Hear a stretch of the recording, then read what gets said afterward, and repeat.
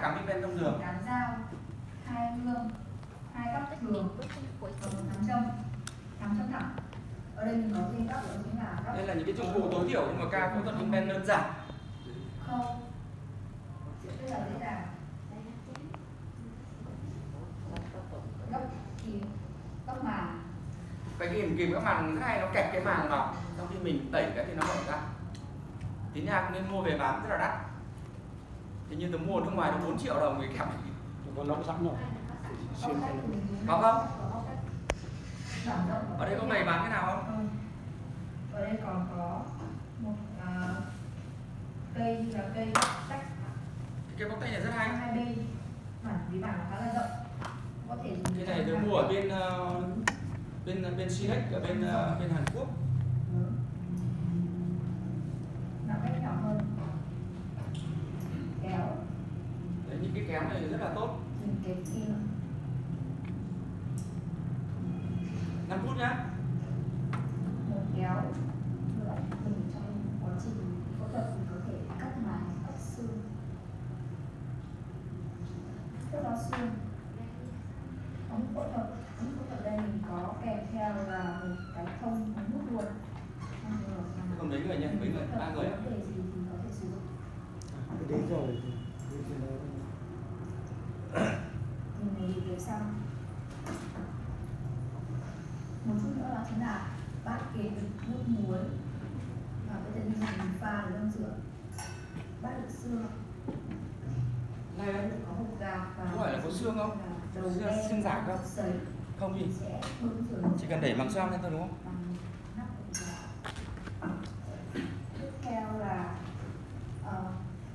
khăn và quần áo phẫu thuật. Thì đây là quần áo phẫu thuật của mình, trong này gồm có 3 bộ quần áo phẫu thuật dùng cho bác sĩ, trợ thủ và bệnh nhân. Và tiếp theo là mình sẽ chuẩn bị bộ khăn phẫu thuật. Khăn phẫu thuật của mình gồm có 2 khăn chạm bàn rất là rộng. Dùng để chạm một khăn để chạm ở bàn này, và một khăn để chạm ở bàn của những bác sĩ.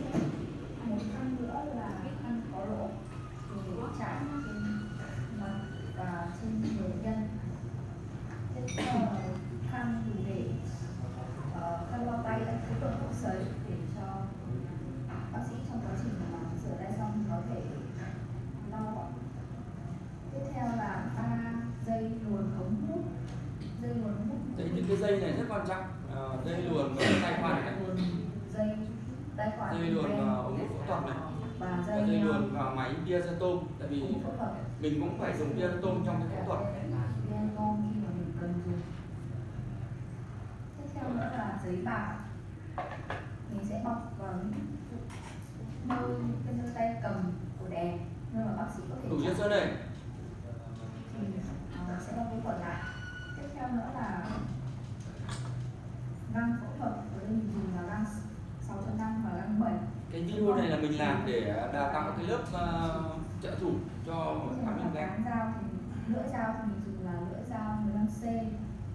Chỉ khâu ở đây nên là các bạn muốn đào tạo trợ thủ gửi cho tớ đào tạo rất kim 2 đầu. cũng chỉ cần 1 ngày thôi, tại vì các bạn ấy học 1 ngày và các bạn ấy thực tập luôn buổi sáng học lý thuyết buổi chiều học. Thực ra mình chỉ đào tạo để phụ in ra cho các bạn. Bệnh nhân cao huyết áp và một đông người. Các bạn đang trình diễn này là các bạn làm quá nhiều, ngày nào cũng làm vài ca các bạn mới quen. Nâng cho dùng trong để nâng xoang. Đây là sau khi hấp xong này. Thì các bạn đóng gói này. Sau khi các dụng cụ được đóng gói thì sẽ được mang đi hấp sấy.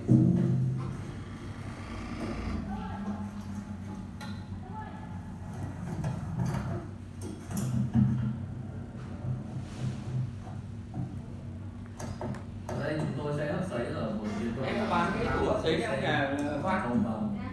Tủ hấp sấy này bọn em có bán. Trong quá trình chờ hấp sấy thì Tôi gắn tôi chỉ giới thiệu qua về quy trình khác Không nhớ, chắc là hơn quanh 150 đến 140 như thế. Đấy là cái vệ sinh máy móc. Đủ chưa?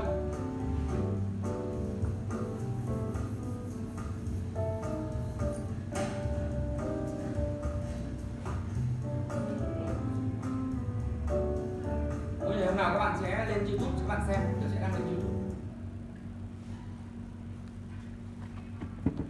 Tức là mình sẽ có khoảng độ 3 tiếng